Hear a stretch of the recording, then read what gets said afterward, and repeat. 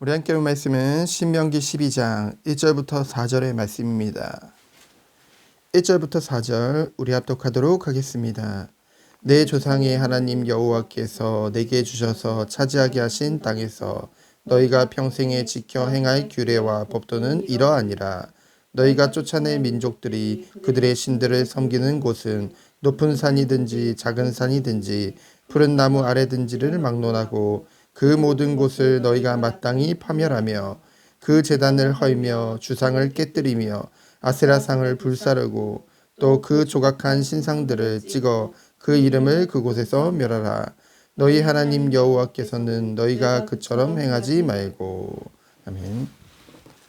하나님께서 우리에게 새날을 허락하셨습니다. 감사한 일이죠. 오늘도 하나님이 우리를 통해 이루고자 하시는 일들이 있기 때문에 무엇보다 우리가 온전히 주님만을 바라보며 매일매일을 감사로 인도받기를 원하시기 때문에 신명기 12장부터는 율법에 대한 자세한 설명이 담겨 있습니다. 신약시대, 교회시대, 은혜의 시대를 살고 있는 우리에게 이 구약의 율법이 무슨 상관이 있겠는가? 라는 질문을 던지는 사람들도 있죠. 그러나 율법은 다른 게 아닙니다. 바로 하나님의 말씀입니다. 그리스도가 이 땅에 오신 것은 율법을 폐기하려고 오신 것이 아니라 완성하려 오신 것이죠. 자꾸만 신약에 그 바리새인들과 그 서기관들, 그 유대인들이 자신들의 전통을 그 하나님의 율법으로 둔갑시켰거든요.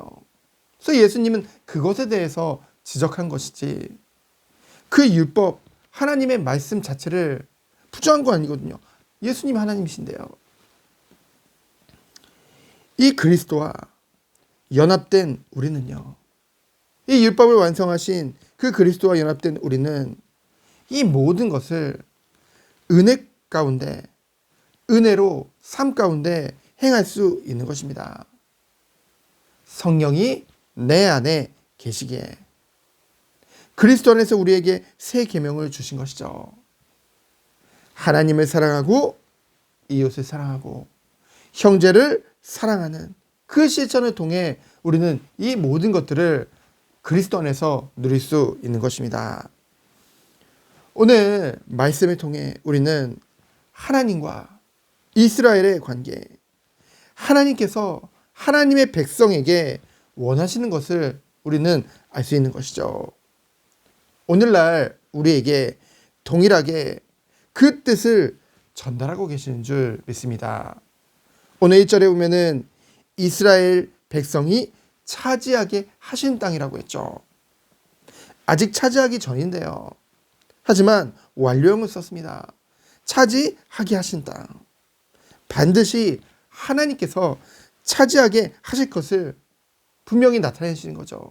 말씀을 통해. 그래서 우리가 중요한 것은 뭔가 목표를 이루고 뭔가 그것을 장소의 개념으로 이해해서 또는 우리의 목적 달성으로 이해해서 그 모든 것은요. 하나님이 이미 약속하셨고 이루실 것이고요. 중요한 건 차지하는 것이 아니라 그곳에서 어떻게 살아갈 것인가. 그것이 더 중요하다는 것입니다. 오늘 말씀에 보면은 너희가 그 땅에서 평생에 지켜 행할 규례와 법도는 이러하니라. 하나님은 그곳에서 어떻게 살아갈 것인지 그 삶의 베이스요.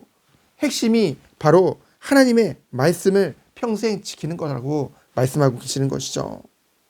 하나님께서 원하시는 것은 하나님의 백성이 하나님이 차지하게 하신 땅에서 평생 하나님의 말씀을 지키고 행하는 삶 가운데 들어가는 것을 원하신다는 것이죠. 그리고 이에 2절로 3절에 보면은 방해되는 모든 것들은 단호히 정리할 것을 말씀하셨습니다. 가나안 땅에는요. 수많은 우상들이 있어요. 출애굽하고요. 그리고 광야를 지나 가나안 땅에 이제 입성하게 되는데요. 이제 됐다.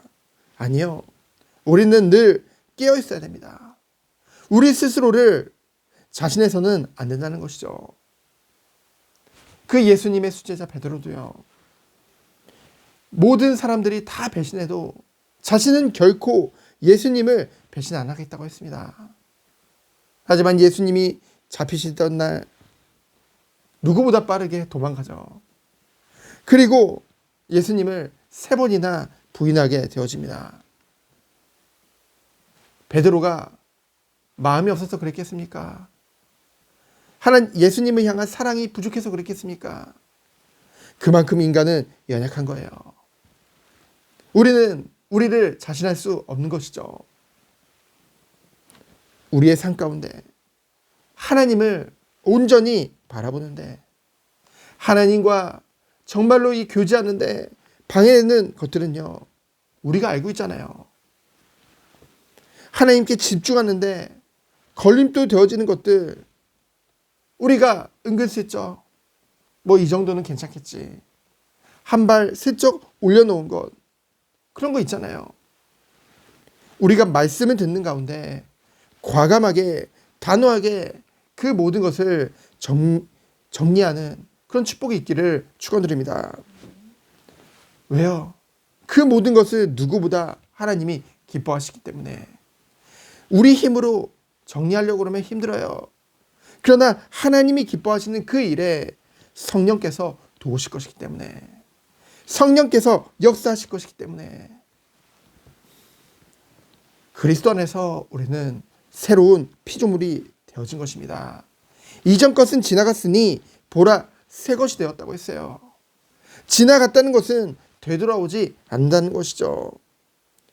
우리의 옛사람은 그리스도와 함께 십자가에 못 박힌 것입니다. 이제는 우리가 눈을 들어 오직 하나님만을 바라보며, 오늘도 하나님이 허락하신, 하나님이 우리에게 주신 땅, 차지하게 하신 땅에서 하나님이 돌보시는 그 은혜 가운데 들어가길 원합니다. 이른 비를 내리시고 늦은 비를 가장 적절한 시기에, 가장 알맞은 때에 내려주시는 그 하나님의 도우심이 오늘도 우리와 함께 하신다는 것이죠. 그 보살핌을 맛보며 오직 하나님의 영광을 위한 삶, 그 어떤 상황 속에서도 자족하며 감사할 수밖에 없는 그 일체의 비결을 고백한 바울과 같이, 우리 또한 그리스도 안에서 오늘 하루도 자족하며 감사하며 하나님이 원하시는 삶 가운데 들어가 오직 하나님께 영광 돌리는 우리 모든 성도님들 되어지기를 예수 그리스도 이름으로 축원드립니다. 시행기도합니다. 주님 감사합니다. 오직 하나님의 영광을 위한 삶을 살도록 주여 축복하여 주옵소서. 살아계신 예수 그리스도 이름으로 기도합니다. 아멘. 주님 감사합니다.